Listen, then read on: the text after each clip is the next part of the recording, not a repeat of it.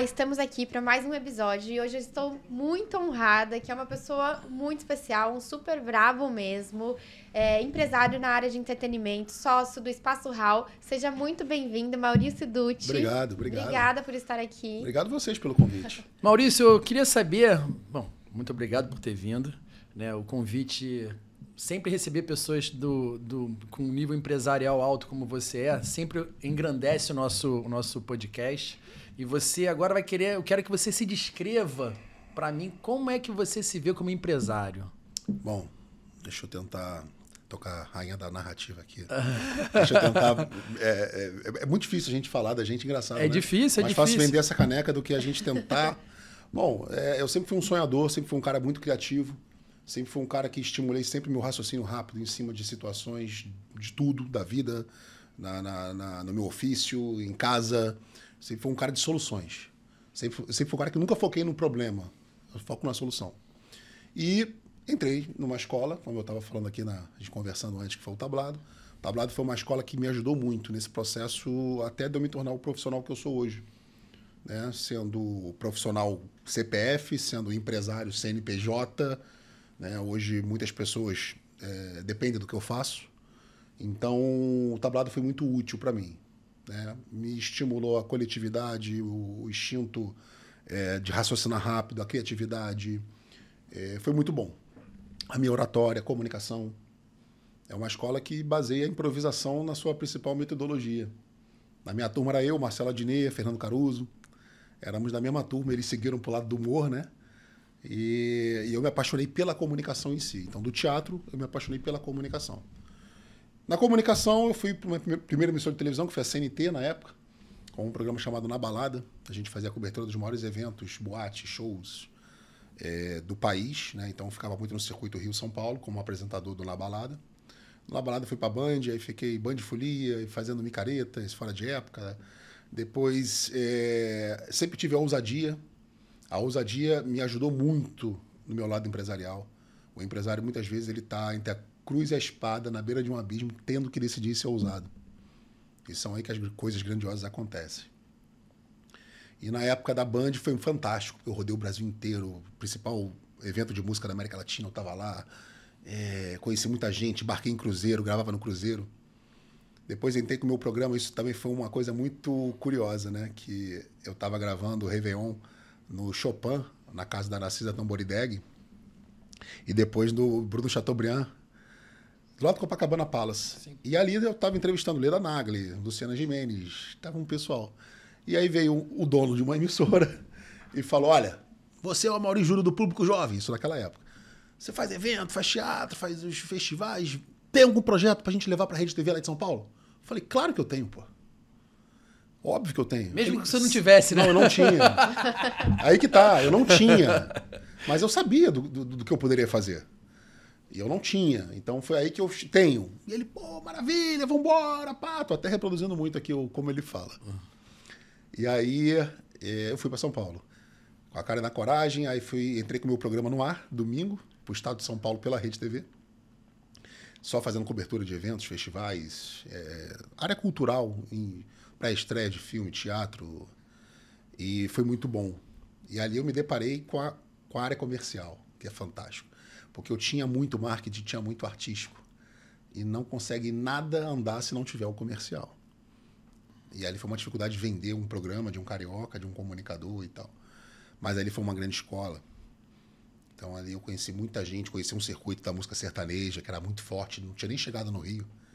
Eu me lembro que eu entrevistei Luan Santana, ele tinha 16 anos de idade.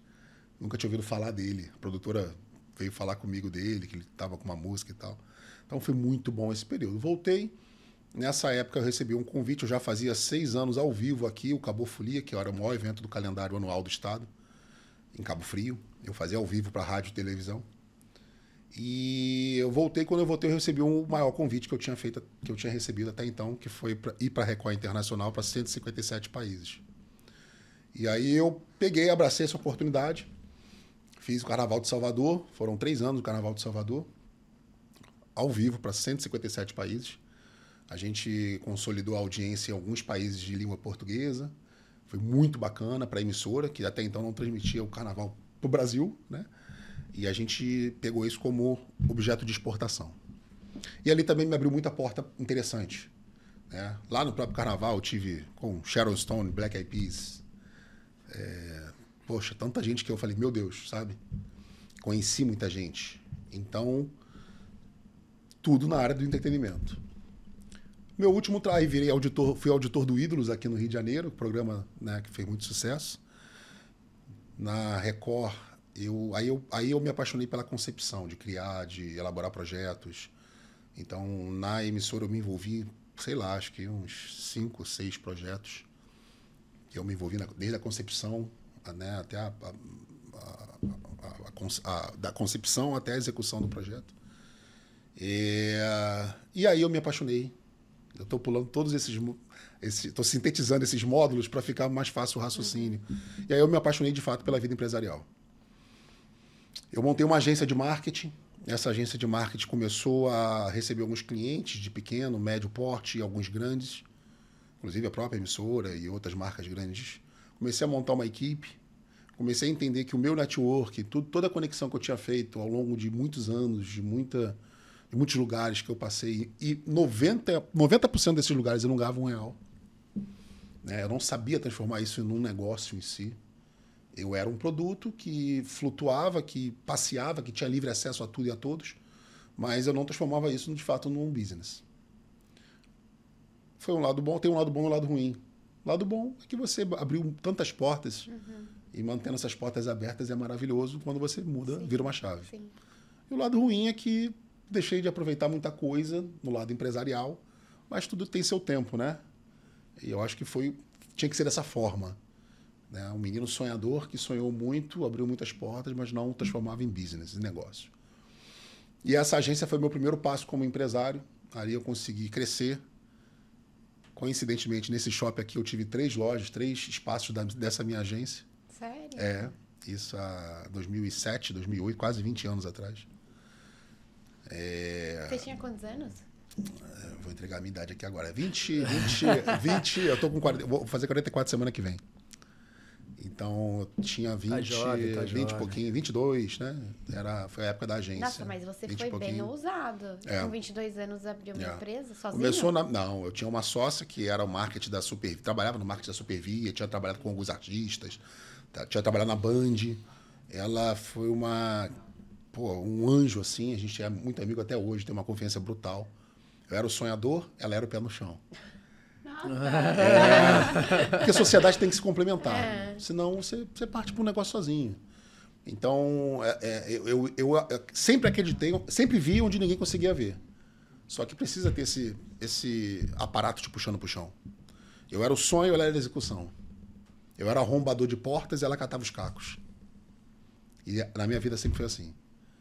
Tanto é que nas minhas empresas eu busco sócios que me complementem em todos os sentidos. Eu não quero um outro Dutti. Não, é porque aqui é exatamente assim. O Fábio é o sonhador e eu falo, vem cá, tá bom, mas... Volta. Então, o sonho é fundamental. Como dizia Charlie Chaplin, né? Tira o pão do homem, mas não tire seus sonhos. Exatamente. Então, acho que tudo começa ali, né? Um sonho. Mas assim, só voltando, você tinha 22 anos e você já tinha vivido tudo isso que você falou pra gente? Sim. Não, então, a minha agência foi a minha primeira experiência como... CNPJ. Como CNPJ. Né? Eu levava muito artista, principalmente de funk na época, no começo dos anos 2000, pro Nordeste. Mas levei muito. Sapão, Catra, Bochecha, Malboro, Naldo. Muita gente. Anitta no começo da carreira. Mas era quase um representante comercial ali dos shows, de venda. Era sócio de alguns produtores locais nesses estados. Montava todo um plano de mídia para levar na televisão, na rádio. Mas ali foi minha experiência. A agência em si, a MD1, era meu nome, Maurício Dutti, MD1. Ela sim foi minha primeira experiência. E ali eu tive equipe, tive colaboradores, né? Toda aquela estrutura dia a dia de uma empresa, de uma agência. Então, assim, eu me lembro que eu cheguei a ter ali, sei lá, 8, 10 colaboradores, caramba, sabe? E ali trabalhando, né? E peguei um espaço físico, como peguei aqui foi meu primeiro espaço físico, foi aqui no Citar América. Não sei nem se eu poderia estar falando. Lógico, aqui a gente não tem roteiro, não tem também rabo preso com ninguém. Começou na minha casa. Começou num quarto na minha casa, eu recebendo a minha sócia. Depois entrou um outro terceiro sócio, que ele foi produtor do Cassino Chacrinha, do Super Pop, da Rede TV. E ele complementou também. Depois eu caminhei sozinho com ela, ele já não estava compondo mais. Mas aí a agência cresceu bastante e da agência começaram a vir outras oportunidades. Dentre elas, o Espaço Hall. O Espaço Hall foi um sonho também, desde a concepção do nome. Né? Eu sonhei literalmente com o nome do Espaço Hall, foi curioso demais isso. A maior prova de que o nosso intuitivo, né? O nosso lado que continua trabalhando até você dormindo, né? O nosso subconsciente. Foi exatamente isso que aconteceu. Mas você pode falar que você falou que você dormia com um bloquinho, né? Gravador? Pra ficar anotando as ideias no meio da madrugada. Mas o gravador eu dormia lá atrás. Quando nem gravador no celular existia, né? Era um gravador mesmo. Eu dormia com fita cassete embaixo do travesseiro. Aquela fitinha pequenininha. Aqui. A fita cassete, para não perder as ideias. Aí eu acordava muito, minha cabeça sempre funcionou muito à noite, então eu acordava muito para gravar as minhas ideias, projetos, letras de música.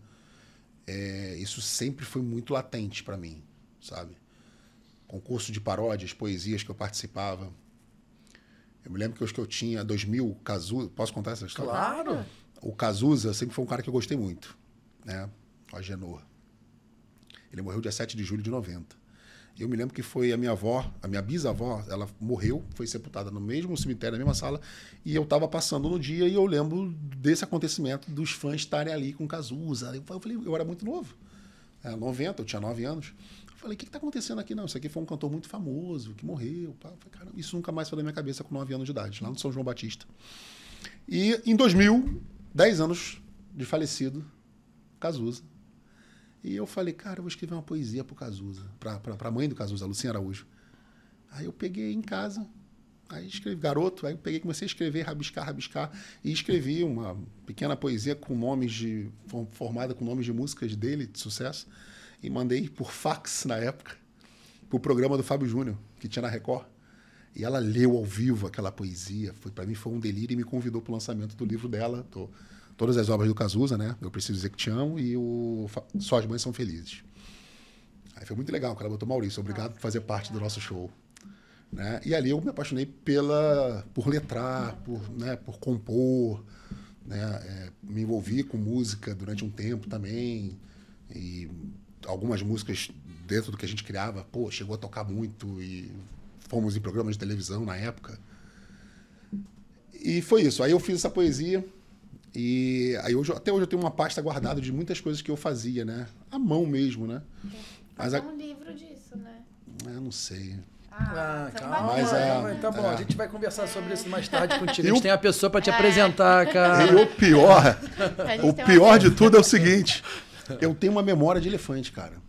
Porque a maioria das poesias que eu escrevi com 19 anos de idade, 20 anos de idade, eu lembro das poesias. Como se fosse uma música, né? Que você nunca mais esquece. Sim. A do Cazuza, por exemplo. Mas aí eu gravava, eu deixava o gravador embaixo do travesseiro. O psicólogo, na época, que tirou isso da minha vida, porque eu não conseguia descansar a minha mente na hora que tinha que descansar. Queria produzir. Fazia Cooper 3, 4 horas da manhã, porque eu estava com a cabeça... porque eu estava com a cabeça muito ativa. Mas isso, hoje eu tento melhorar muito, né? Essa minha condição do sono, porque a minha cabeça, isso é de berço. Aí eu não tenho muito o que fazer. Mas você, assim, agora, né, por isso vamos entrar no Espaço Hall e contar a história, mas você trabalha muito à noite, atualmente. As pessoas acham que eu fico lá você fica a madrugada toda em todos os shows, e o trabalho maior de dia. O trabalho maior é para levantar tudo aquilo à noite. Né? Claro que eu vou lá, eu recebo muita gente. Né? Eu recebo muita gente, recebo todos os segmentos da sociedade ali. Tem o meu espaço ali que eu recebo pessoas, e ali é uma grande rede de relacionamento. Todo mundo consome entretenimento. Eu estava agora dando um curso pela manhã para uma área comercial. A diretora comercial tem 30 anos de TV Globo. E fizemos uma VT pela casa, mostrei para ela, chamei esse time para vender os projetos na rua. Mas, acima de tudo, todo mundo consome entretenimento. Eu vendo entretenimento na alegria e na dor. O cara vai comemorar uma promoção de emprego, o cara ganha alguma coisa, o cara tá feliz, o cara só quer sair, ele é na alegria. O cara acaba o casamento, acaba o namoro, morreu alguém vai, tira o cara para ir para... Até na dor eu vendo entretenimento. Então, é é isso. O Espaço Hall ele nasceu de um sonho também, mas virou realidade, né? Hoje a casa tem, graças a Deus, um nome muito importante no cenário do Rio. América Latina, né? Hoje em atividade é o maior palco, né? Em termos de metros quadrados, de extensão da América Latina. Então, assim, em atividade. Então, a casa hoje tem uma importância muito grande, né? Para o cenário cultural do Rio de Janeiro. Mas como que surgiu isso? Você estava com a agência? Eu estava com a agência. Esse pulo para o Espaço Hall? Esse pulo do Espaço Hall foi quando a antiga gestão que existia lá, a antiga marca que existia, ela fechou, ela, né, acabou aquela história e surgiu uma oportunidade de uma nova história. E ali a gente foi começando a entender. Eu fui... Porque, de fato, só te interromper, perdão, trabalhar com... O pessoal fala trabalhar com noite, né? Mas trabalhar com entretenimento, música, teatro...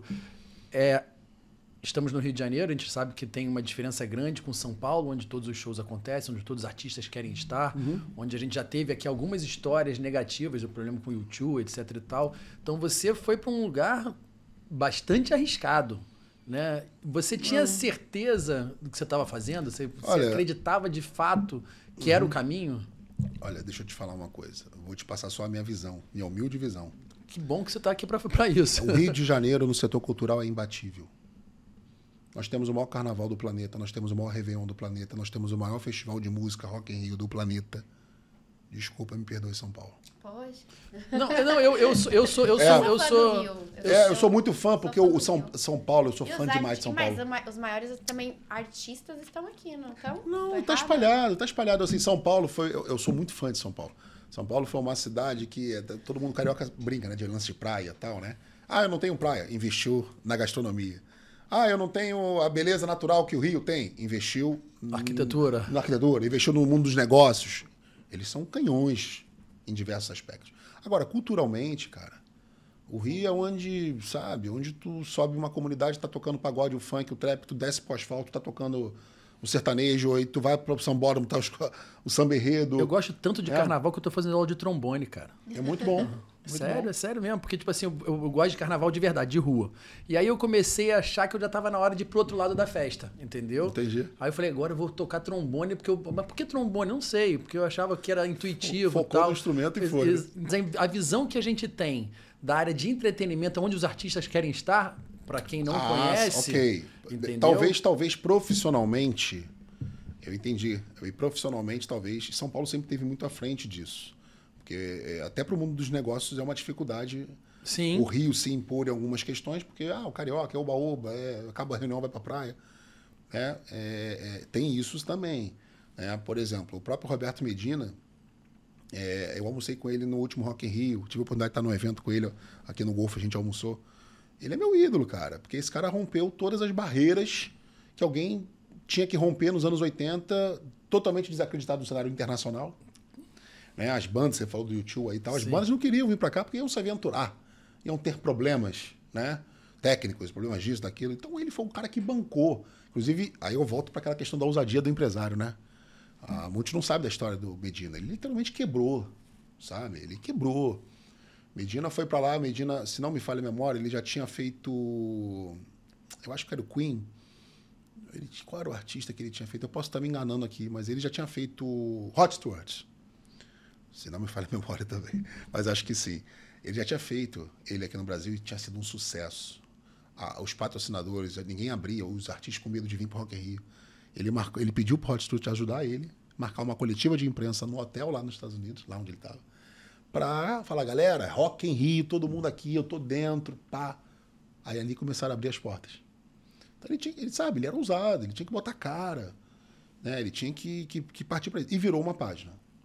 Ele ficou muitos anos ali sem quase ter o Rock in Rio, acho que foi 91, o segundo, sim, Maracanã. Não, o Maracanã acho que foi o terceiro. Não, acho que o segundo também foi no Maracanã. E depois foi lá no ano 2000 também. Sim. Acho que em 91 também foi. Inclusive, ele trouxe o Information Society. Eu tenho uma história muito curiosa com o Information Society. Information Society. Eu trouxe o Information para o Brasil. Era o encerramento da banda. Eu tenho uma história muito curiosa, porque aí eu tenho que contar do menino de infância pro show do Information. Mas, assim, eu concordo. Profissionalmente, São Paulo sempre teve mais rigidez nos critérios profissionais.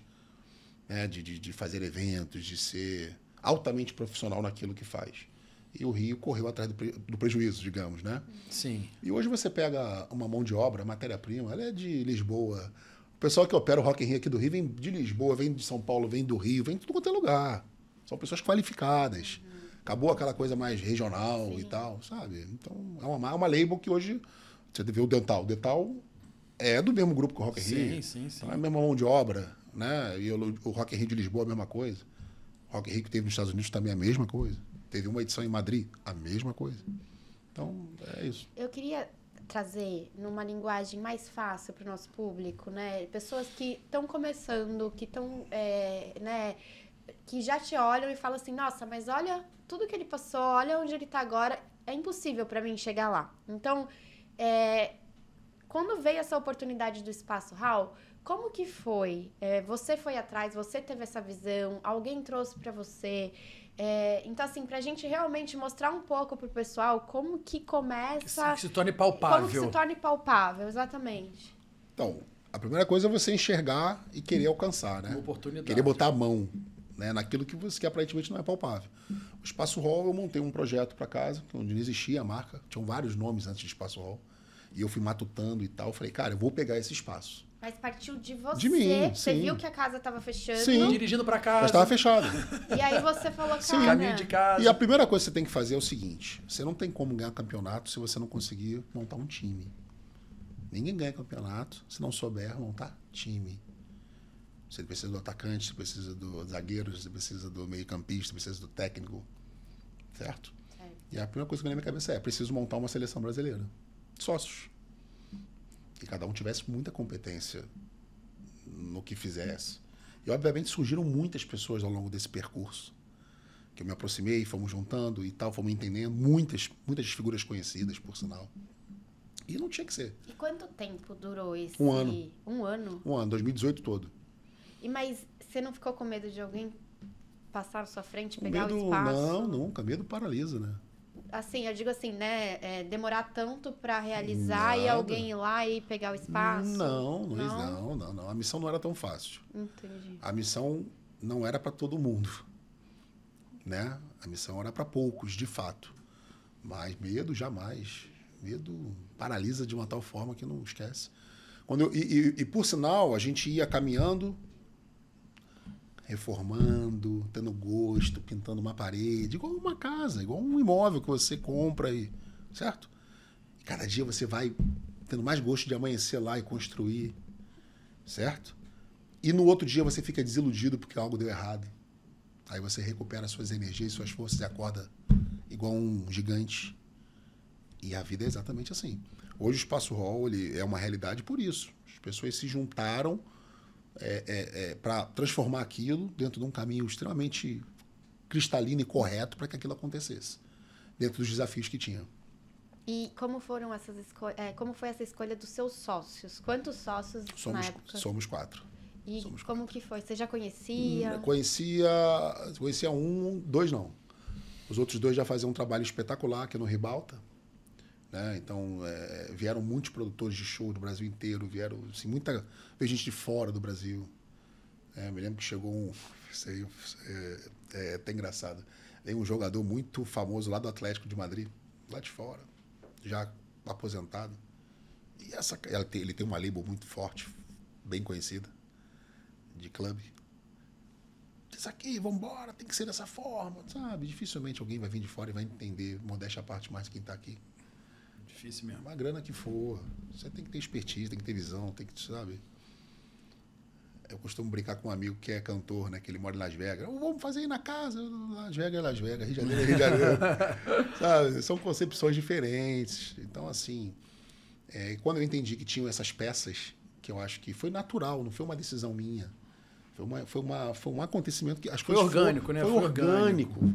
Marcamos um jantar, vamos se conhecer, vamos. E aí, tu, tal, te admiro, tu faz um trabalho espetacular lá, certo? Também, vambora, como é que a gente pode fazer e tal. As coisas foram acontecendo assim. Quando a gente viu, a gente tinha uma sociedade que não estava oficializada no PJ. Vamos pro PJ. Vamos para lá. E as coisas foram acontecendo normalmente, naturalmente. Todos os desafios, todos os percalços no caminho. comemoramos as vitórias, vamos tomar um vinho quando sair o alvará dessa casa, vamos. Tomamos um vinho, sabe? Para lavar a alma. Alguns nomes para o show de abertura da casa. Curioso, né? Aí vamos, pô, Lulu Santos, Lulu não pode, vamos não sei o quê, o Xande do Harmonia, pô, é perto do carnaval, vamos, não pode. E, cara, Deus foi muito bom de botar um cara chamado Alexandre Pires na nossa vida. Pô. Porque aí a gente não podia ter inaugurado a casa da melhor forma, com o baile do Nego Velho, que era uma label que ele tinha. Chamamos o Bochecha, pessoas que movimentaram o cenário dos anos 90, né? Que era um tributo dos hits dos anos 90, ele comandando, o Alexandre. E aí veio o Bochecha, veio Só Pra Contrariar, com o irmão, o Netinho, da Bahia, né? E o Molejo, né? E foi muito legal. Virou um festival, na verdade. Você começa a tua casa com um festival, na verdade. É porque não tinha como ele fazer o baile do Nego Velho e não cantar um Só Love do Bochecha. Entra o Bochecha. Não tinha como ele falar dos anos 90 e não falar do Molejo. E não falar da Comila, do Netinho. Então eles iam entrando e compondo e realmente virou uma coisa espetacular. Inauguramos dessa forma. E aí, como que você fez? Todos os sócios, eles atuam diretamente? Tem sócios só investidor? Então, como que foi essa separação de, você cuida disso, essa área fica com você? Natural. Não teve investidor, não. Assim, foi normal. Né? Um que tem uma aptidão mais para o administrativo, financeiro, o outro para o marketing comercial, que já é minha praia. Né? O outro comanda a parte artística, monta o departamento artístico para elaborar quem são as atrações, vamos montar o nosso cronograma. Né? Hoje, quando eu juntei esse timaço lá comercial, devia ter umas 12 pessoas. Né? A Mara, que trabalhou nesse comercial da Globo, tem 30 anos, tinha 30 anos de TV Globo. Ela ficou encantada com os projetos, né? Desde o name right da casa, a concessão do nome, até a publicidade numa TV, num show. Né? Mas isso tudo foi muito natural.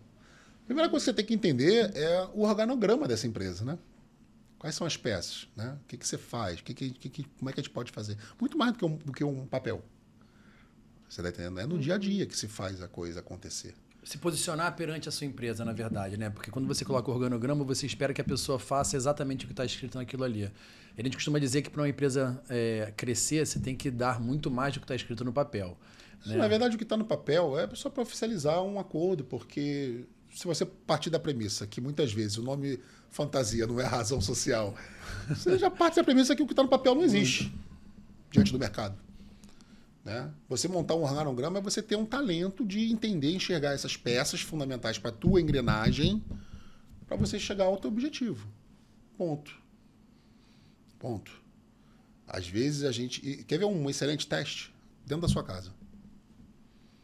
Se você tiver uma família grande, precisar de empregados, né, trabalhando na sua casa, você tem um jardineiro, você tem a moça que faz a faxina, você tem a moça do dia a dia, ou você tem uma diária, uma diarista, uma babá. Quando você vê aquilo é um organograma, para que a tua casa aconteça. Para que a tua casa esteja limpa, cheirosa, arrumadinha. Quando você chega do trabalho, está tudo bonitinho, a comida está pronta. Isso é um organograma. Isso aí, na verdade, é uma visão também de você saber delegar, montar esse organograma, que, obviamente, você remaneja peças o tempo todo. Empresa também é assim. Tem peças que não funcionam, tem peças que funcionam. Você tem que entender a engrenagem. Está dando resultado? Está legal? Está bacana? Vamos embora. Eu sempre acreditei que empresas são feitas de pessoas e são mesmo. Que bom que a IA está aí para ajudar muito em vários processos. Mas é um grande desafio para eles, inclusive, reproduzir a emoção humana. Isso não conseguem ainda. Ainda não. É um grande desafio para eles reproduzir a emoção humana. E é exatamente o que a gente faz, né? A gente vende emoção, a gente tem a coisa da lealdade, do tete-a-tete ali com o colaborador, É isso. Quantas pessoas você tem na sua equipe atualmente? Uau, aonde? No Espaço Hall. Cara, no espaço de dia são poucos colaboradores, eu não lembro exatamente o número ao certo, mas à noite, diretamente... Produção, né? À noite que eu digo, pode ser de tarde, de noite ou de manhã. Eu tenho um congresso de oftalmologia de manhã. Você tá entendendo? Eu tenho o Lucas Neto num sábado infantil de tarde. Então, o conceito da noite já acabou muito. É verdade. Exato. Você tem shows à noite? Claro. Mas é evento, né? Então, quando a gente atua nos eventos, obviamente, direta e indiretamente, você multiplica isso por algumas centenas.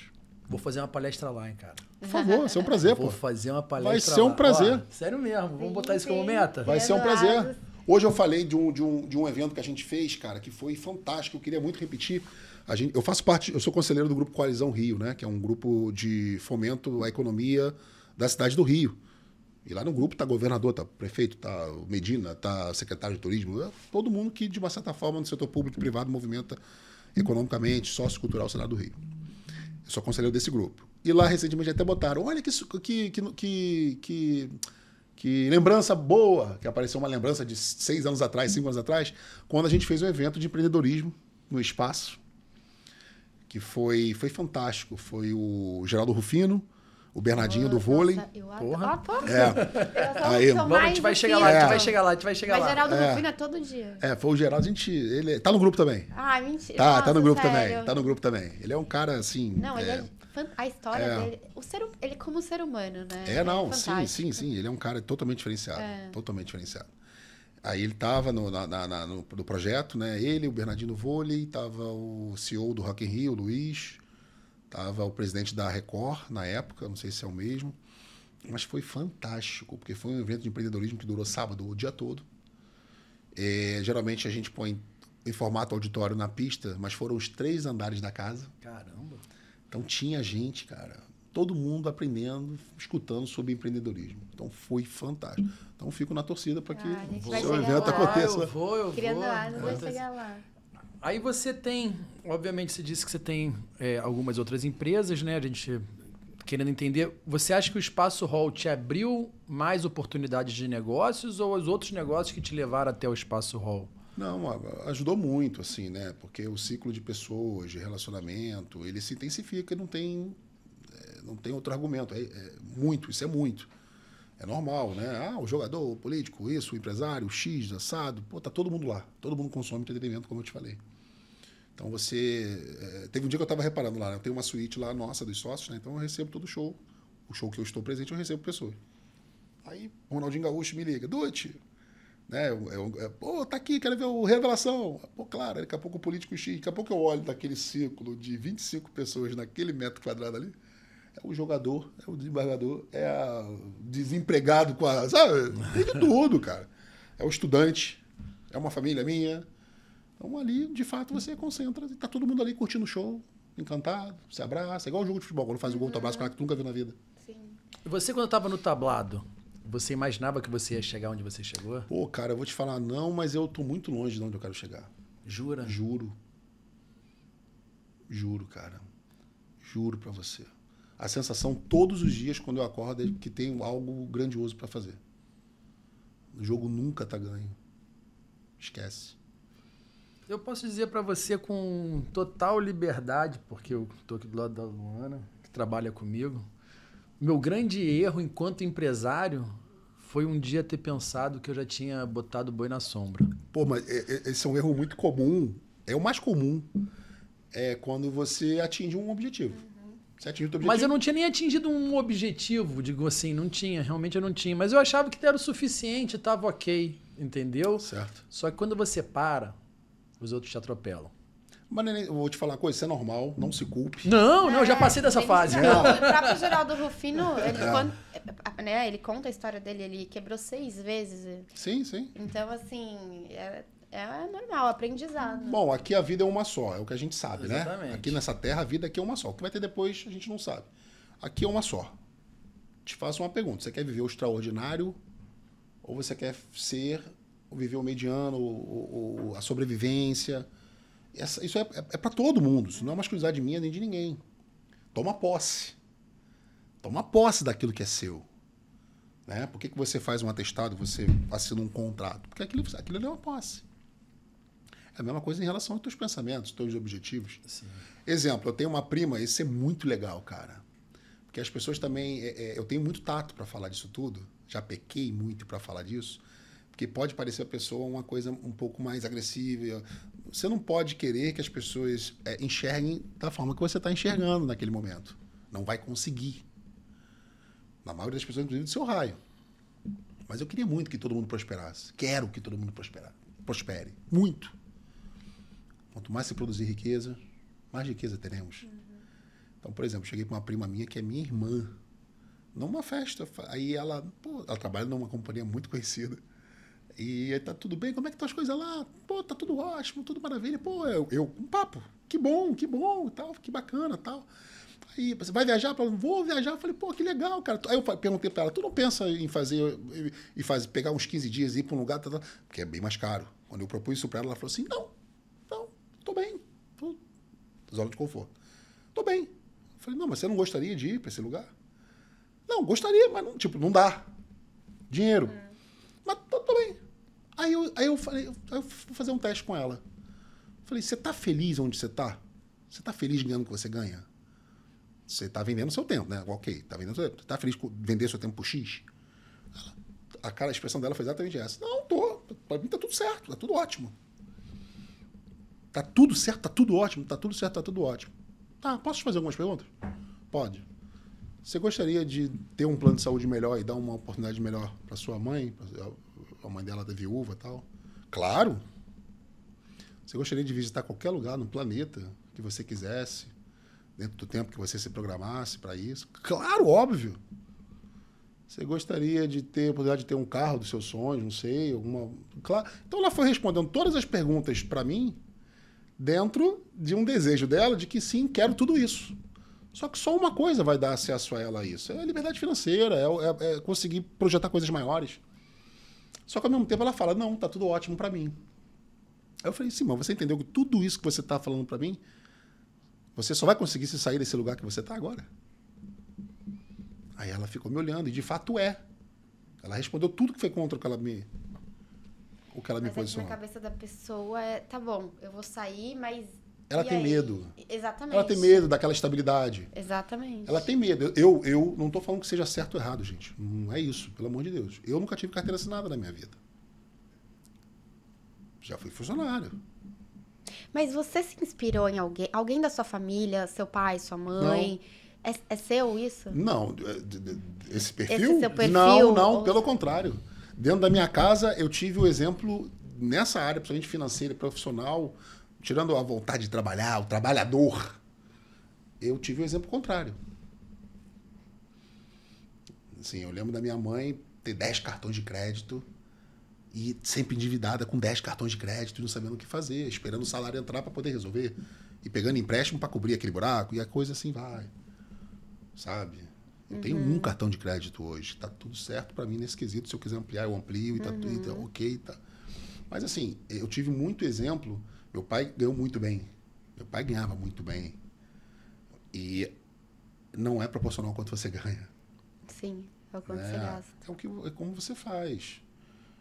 É como você enxerga. Né? Aquela frase, aquela máxima é lei, né? O dinheiro não atura desaforo mesmo. Entendeu? Isso não quer dizer que a gente não erre, não. Eu erro muito. Às vezes você vai pelos seus desejos também. Né? E tem uma coisa bem legal, um raciocínio muito legal, né? Que é você ter liberdade financeira não é você fazer o que você quer. A hora que você quer, eu quero fazer. Não. Se você fizer isso, você é escravo, só que dos desejos. Isso é verdade. Olha que fantástico, Muito. né? Você é escravo, você continua sendo um escravo, só que dos seus desejos. Os seus desejos. Você ter liberdade é você se posicionar. O que é melhor para você? O que te convém naquele momento? E muita coisa não convém. Quando eu falei de você... Eu não sou orientador financeiro, não sou. Tem nada a ver com isso. Não, a gente só troca aqui, né, o que a gente acredita e que tá funcionando, o que funcionou para te trazer até onde você chegou. Quando eu te falei sobre você pro Fábio, né, e eu falo sobre você para as outras pessoas, não é sobre o empresário Maurício Dutti, foi sobre a pessoa, porque quando a gente conhece vários empresários, a gente conversa muito sobre isso, e pra gente, de verdade, não importa o currículo da pessoa, o que ela tem, mas o ser humano.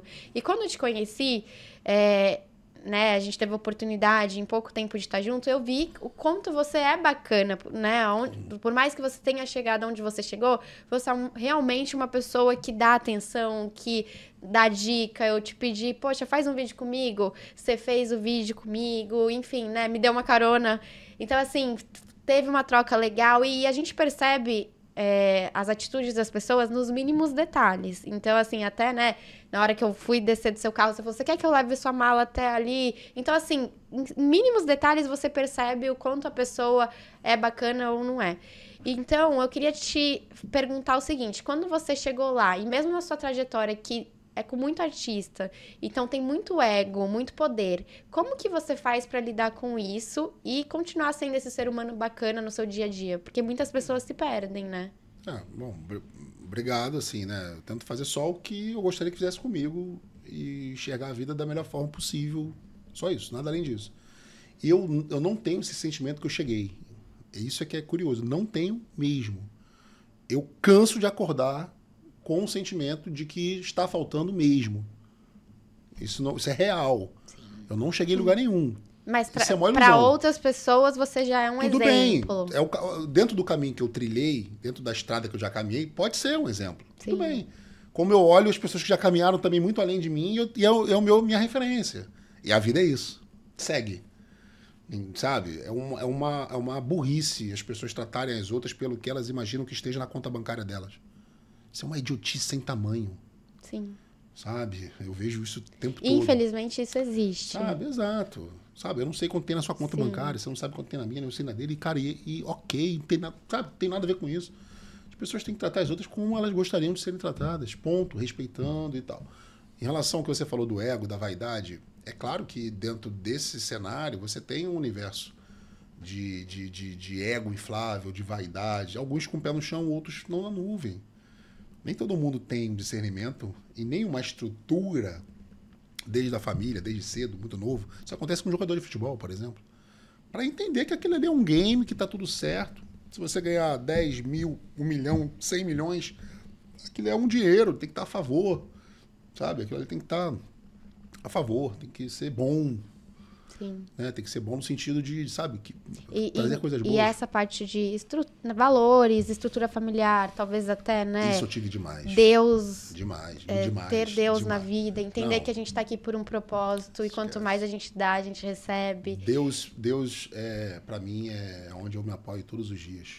100%. Meu primeiro exercício pela manhã é a palavra. E não sou esse cara de ir no culto todo domingo, eu falho muito. Mas eu absorvo aquilo que eu sei que é um alimento para mim logo pela manhã. Às vezes numa correria doida, tô atrasado, tô não sei o quê. E hoje mesmo, eu tinha esse coffee business lá e tal. E daqui a pouco eu pego lá, vou ler. Eu vou ler aquilo ali. Eu tenho que ler aquilo ali. Sabe? Eu tenho uma rotina que eu adotei para mim. Mas então, isso sempre foi na sua vida? Sempre foi. Legal. Mas isso era dentro da sua casa ou você... Sempre foi. Eu tive um alimento de fé dentro de casa. Isso, a gente falou sobre fé muito esses dias. Eu tive um alimento muito forte de Deus, sempre tive dentro de casa. Mas descobri o meu caminho dentro da fé sozinho. Descobri o meu caminho da fé, dentro do que eu acredito, Jesus, sozinho. E a intimidade também que me foi gerada. Eu sempre tive uma característica de onde eu pisava me transformar num líder nato. Então, nas igrejas que eu passei, eu virava líder do teatro, líder do show. Eu era o cabeça. Isso sempre foi muito natural. Também tinha os meus problemas em relação a isso. Né? A autonomia, de você querer fazer e não poder e tal. E o que às vezes é um lado ruim para as pessoas, para você não enxerga com aqueles olhos. Mas a fé, para mim, é inegociável. E eu falo fé em Deus, eu falo fé no teu trabalho, eu falo fé em você. Eu falo fé no resultado. Fé. A fé move montanhas. Sim, com certeza. Então, ela move, isso aí é certo. Então eu sempre exercitei isso muito, muito dentro de mim, entendeu? Eu estava agora esses dias conversando com a Lona, na verdade eu converso com a Lona umas 30 vezes por dia, mas um dos assuntos realmente foi sobre a fé, né? Porque cada um escolhe um caminho. A gente acaba sempre trazendo os nossos podcasts. Então a gente costuma dizer que o nosso podcast tem duas linhas, né? A primeira é a de ser uma análise em conjunto, né? Fazer uma terapia em conjunto, né? Porque a gente acaba colocando para fora as nossas verdades, os nossos anseios. E a segunda é um reencontro com a fé, entendeu? É impressionante. Sim. 90% das pessoas que sentaram para conversar com a gente... Exatamente. É óbvio que a gente atrai o que a gente deseja para nós, né? Então... A gente se conecta com as pessoas que geralmente... Tem tem os mesmos valores, mesmos enfim. valores. Por isso que eu te fiz essa pergunta, se isso sempre foi da sua casa, né? Foi. Porque a gente entende que tudo que a gente vive atualmente são escolhas nossas, né? Então, desde casa, quando a gente acorda e as nossas mães, né, os pais, eles colocam a gente, eles tentam moldar a gente para que a gente seja melhor do que eles. Pelo menos eu aprendi na minha casa. Meus pais só querem que eu seja melhor do que eles. E aí eu vejo você um cara que chegou onde chegou, que fez o sucesso, e você vai para o básico 01, que é o que você aprendeu em casa e querer ser melhor com você mesmo, sem não ter cansado de tentar, mesmo achando que você possa estar no caminho errado, eu vou tentar fazer o melhor. Isso para mim é muito gratificante, né? Ter mais uma pessoa aqui com a gente que tem esse tipo de pensamento, porque de fato a gente, como eu te falei, né? Eu tropecei, né? A Luana, inclusive, acompanhou meu tropeço. Ela falou, não vai. Ela falava, tá, não vai. Eu falei, eu vou, batendo a cabeça. Aí eu voltei. E, de fato, agora a gente está vivendo um momento muito legal da nossa empresa, porque a gente conseguiu reconhecer que teve um desvio, e aí uma reconexão com Deus, reconexão com o negócio, e começa tudo a funcionar novamente. E aí, quando a gente começa a pôr Deus dentro da nossa empresa, que na verdade estava faltando isso, né? Isso. E assim, é muito legal porque cada um com uma religião. O Fábio é judeu, eu sou espírita, a gente tem Uma líder nossa que uma líder nossa que a gente é apaixonada, a Raquel, que ela é evangélica. Então, assim, né, com muito respeito, respeitando a fé de todos. Claro. Fé, religião, exatamente. Religião. Eu li o livro chamado O Livro das Religiões. Eu gosto muito. Então, conheço um pouco da linha de espírita, Kardec, Umbanda, conheço um pouco do... Eu gosto disso. Religião tem um papel social muito importante, mas fé é fé. Fé é fé, sabe? Você tem que... Aquela fé te canaliza em coisas maravilhosas.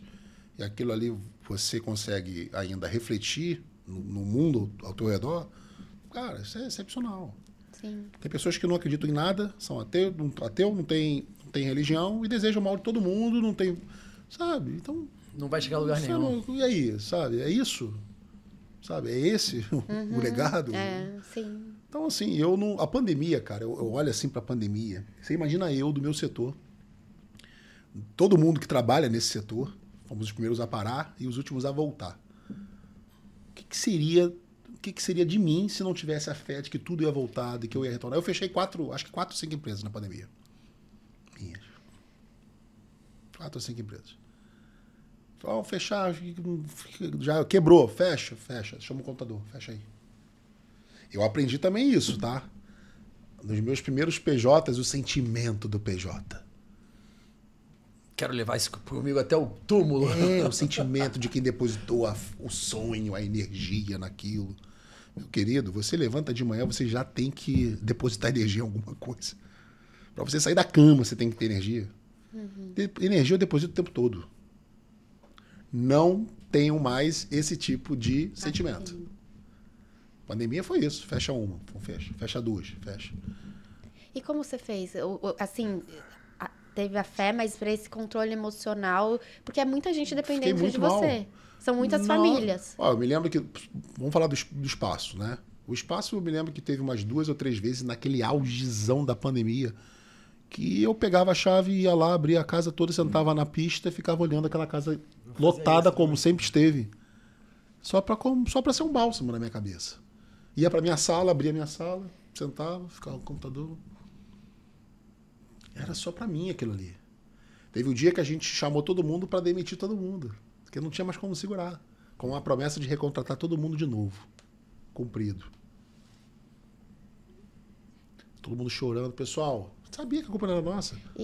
Então, muito do que a gente está vivendo, né, depois, passou pós-pandemia, foi porque a gente teve essa dificuldade de desligar as pessoas na hora que talvez precisaria desligar. Sim, e a gente acabou a gente segurou. Aí dá um exemplo. A moça que trabalha lá em casa. Vem aqui, eu não tenho como segurar 2, não sei quando vai acabar isso. Uma coisa é você pagar meses e ela tá em casa. E uma coisa é você fala, ela precisa mais de mim do que eu. Ok, vem aqui. 50% do que eu te pago segura você? Pra você ficar em casa, vendo TV. Segura. Obrigado, seu Maurício. Então, vamos lá. Aí eu falei, opa, amenizei. Daqui a pouco meu telefone tocava. Era um garçom dizendo que ia fazer coisa errada, porque não tinha como botar um pão na mesa. Pelo amor de Deus, me ajuda, me ajuda, me ajuda. Como é que você vai ajudar todo mundo? Naquele momento não dá. Vamos fazer ações beneficentes. Arrecadamos toneladas de alimento. Chamei nós, né, os passos, chamamos grupos, Sorriso Maroto. Ajudou muito. Denis, Jay, Dilcinho. Arrecadamos milhares de toneladas. Milhares de toneladas não, mas milhares de mantimentos, né? Foram toneladas. Foram algumas toneladas. E ponto de apoio, todo mundo recolhendo. A gente fazia o que estava ao nosso alcance. Aí veio a ideia de fazer o drive-in, os shows dentro do carro. Que a gente não é o real. Era para botar o dinheiro no bolsinho, no bolso da galera e ser um bálsamo para nossa alma. Uhum.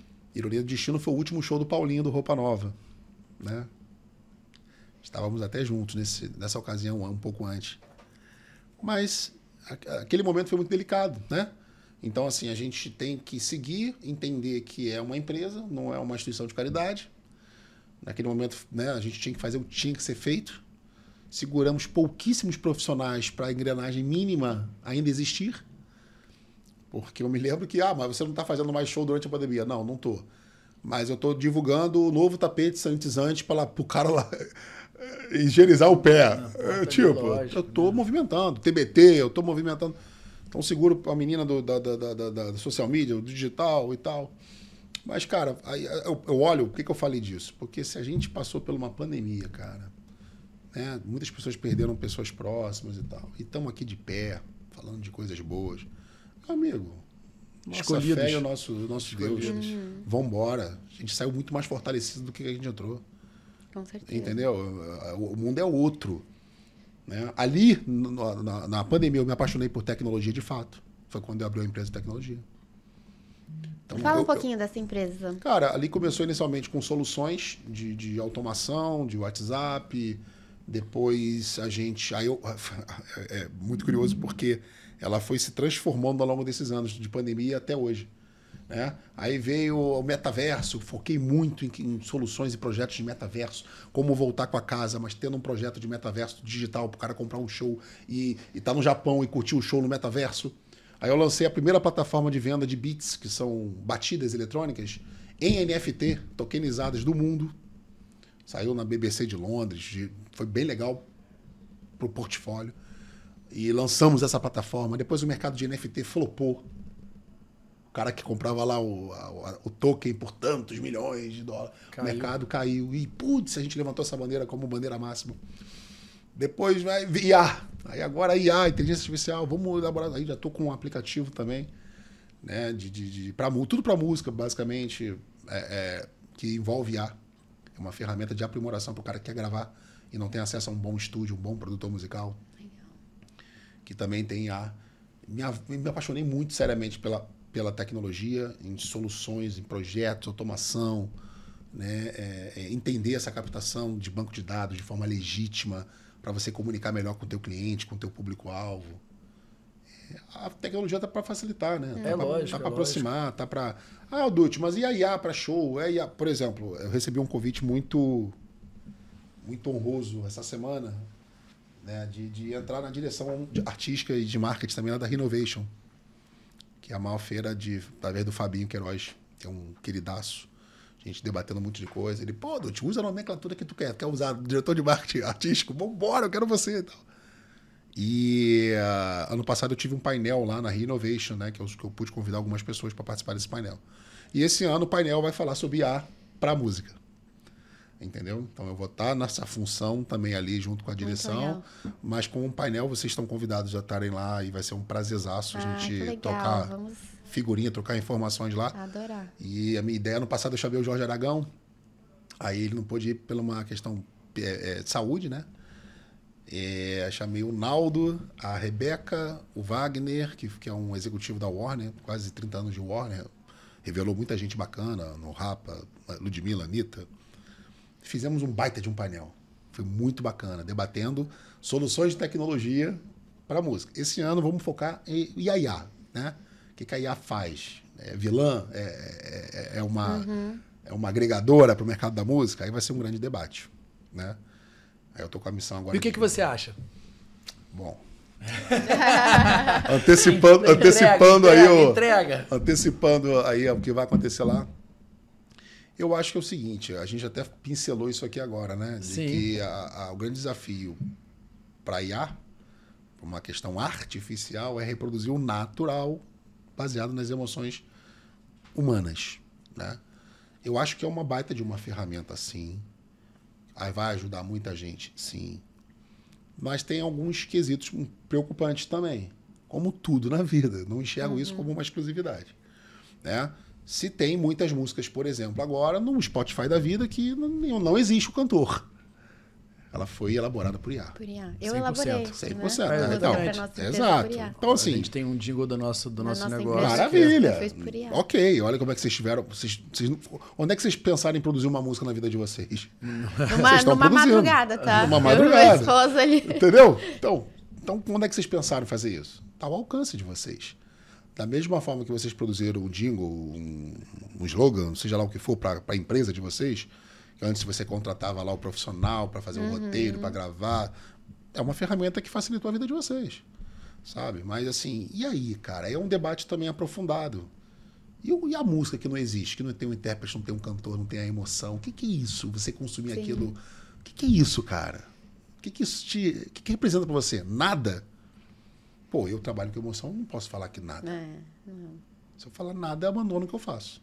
Então é um debate muito acalorado entre profissionais e produtores de música, executivos do setor, né? A IA ela vem para uma série de questões. Eu me lembro que eu falava de que não tem nada a ver com IA, mas eu já falava de holograma, por exemplo, lá atrás, papo de, sei lá, 15 anos. Nos Estados Unidos, o Tupac foi lá, botou um show, acho que foi do Snoop Dogg, ou foi do Snoop Dogg, acho que foi do Snoop Dogg. Que ele botou o Tupac em holograma, aquela foi uma revolução. Roupa Nova faz isso no show, bota o Paulinho agora, né? Aquilo é um jogo de espelho e luzes. Mas é tecnologia, sabe? Então a tecnologia sempre agregou. Por exemplo, o show do Roupa Nova, quando entra o Paulinho ali, todo mundo começa, é uma catarse. É o Paulinho no palco, é a sensação de tê-lo perto. Sim, sim. Na verdade, é a gente tirar o que é positivo, mas a parte humana sempre vai ter que estar presente para trazer o sentimento, a emoção, trazer o calor. Eu acho que o mercado vai ter que se adaptar. Muitas profissões, de fato, vão ter que se adaptar também a isso. Algumas vão ser extintas por uma questão óbvia de sobrevivência, de produtividade, de assertividade, que o humano não consegue chegar a esse resultado. Já citei McDonald's abrindo nos Estados Unidos com 0 profissionais, colaboradores, funcionários. Tudo robótico. Tudo robótico. E outras novas profissões vão ser criadas. Também. Se o empresário, dentro daquele espaço, consegue justificar maior produtividade, maior arrecadação, 0... Menor custo. Menor erro, menor custo. O que está acontecendo? Como é que você não vai aderir a um negócio desse? Mas aí esses profissionais não vão trabalhar mais onde trabalhariam. Não, eles vão ter que se adaptar em outro lugar. O bom da história, e espero que isso seja para sempre, a gente que aperte esse botão sempre. Isso é verdade. Que é o que está acontecendo hoje em dia, né? Para poder ver se tem uma normatização. Porque eu torço para que a gente sempre aperte esse botão. O play tem que ser nosso. O play tem que ser do humano. A gente tá quase chegando no final. A gente tem. É muito legal que a gente fica sempre Desculpa, com essa sensação. cara, que eu vou falando aqui. Não. A gente, de fato, a gente não tem. Como a gente não tem um roteiro e a gente não tem essa questão do que vai acontecer.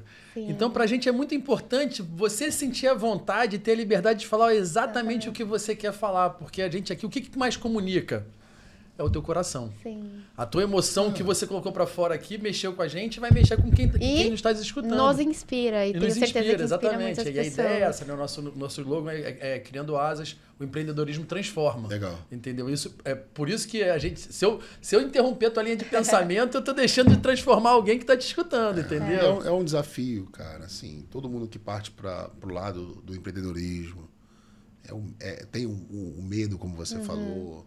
É a incerteza, é a insegurança. Na cabeça das pessoas é trocar sempre o certo pelo duvidoso.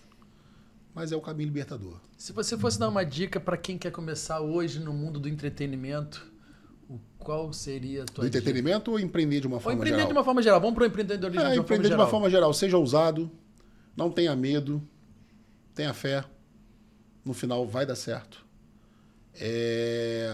Não dê mais passos do que a sua perna permite.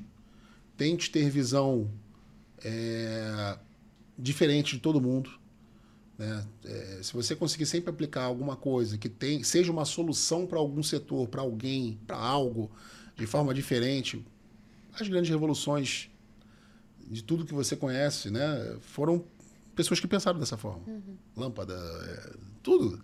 Sim. Foram pessoas que pensaram em criar soluções, em dar soluções. E isso é um caminho também que possa se preparar para cada vez mais adquirir informações, conteúdos. Acho que isso é fundamental. A mente se expande dessa forma. Você continua se desenvolvendo, participando de cursos, enfim, estudando. Sim. Livros, eu leio. Na minha cabeça tô com 3, para finalizar, né? Eu não finalizei. Mas ontem mesmo eu peguei mais um. Mas esse é o maior patrimônio que alguém possa ter, né? Esse é o único bem que ninguém pode tirar da sua vida. Agora sim, você falou que você tem que ter coragem, né? Então eu quero fazer um desafio pra você, porque eu andei pesquisando um pouco sobre o seu passado e eu vi... Ai, meu Deus. E eu vi que você tem um medo, sim. Que Qual? te levaram pra uma tirolesa e que você tem medo de altura. Pai, tu viu isso aí, cara? Eu vi. Então eu quero fazer, um desafio aqui, ao vivo, de você voar com o Fábio de parapente. Cara dele, mano. Sabe o que acontece? Deixa eu te falar uma coisa. Não é medo. É fobia. Isso não foi um medo que eu desenvolvi desde garoto. Sério? Não é um medo. Eu não tenho medo de velocidade. A altura em si me dá uma sensação que eu não tenho como explicar. É uma fobia mesmo. Fobia. Mas você saiu bem na tirolesa. Sim, aí aquilo ali foi uma peguinha. Eu não estava esperando. Foi uma revista de São Paulo, né? É um programa que eu vi. Foi uma revista de São Paulo. Fã. Foi um trote de fã, né? Um trote de fã. Eu tinha fã-clube lá, tu acredita nisso? Acredito, Acredito. Aí esse cara carismático. Você achou que ia comer um churrasco e foi... A produtora, eu tava levado morando no pra hotel. tirolesa. Eu tava morando no hotel nessa época. Ela falou: olha, amanhã tem um churrasco que foi um fã que ganhou de uma rádio pra gente ir almoçar junto com ele. Eu falei: maravilha, vambora. Aí chegamos lá, não era um trote do fã, dentro dessa revista, que era eu andar de tirolesa. Assim, o podcast vai ser... A gente tinha que fingir que era lá na pedra. Mas eu vou me aproximar dele, eu vou me aproximar de você. Tive uma ideia. Eu vou te fale. Eu vou mandar o meu avatar Do metaverso. pra voar contigo. Do metaverso, me representa. Não, mas eu vou me aproximar de você e vou te mostrar que nada disso tem por que ter medo nem fobia. Talvez se eu for realmente a fundo pra entender essa fobia de altura, né? Que eu só tenho isso, não tenho velocidade, Então, não tenho nada. Não.